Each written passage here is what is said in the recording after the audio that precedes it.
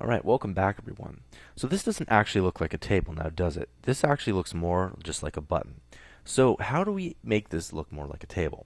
Well, as I've said before, basically the way this works is that we call our table with the table tag.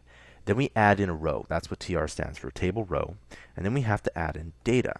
So the more TD tags we add, so I'm just going to go ahead and copy this. The more TD tags we add, the more columns we get. Okay, so we have 4 columns just like this. It looks kind of nice. We have table, table, table.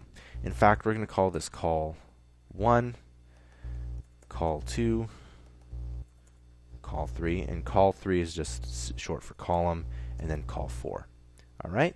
So as you can see, we can have as many of these as we want. We can have 100 of them if we really wanted to, but we'll just go with 4 for today. Okay, and so basically what ends up happening is if you want more data within your table here, you just have to add in more table data tags. All right, I'll see you guys in the next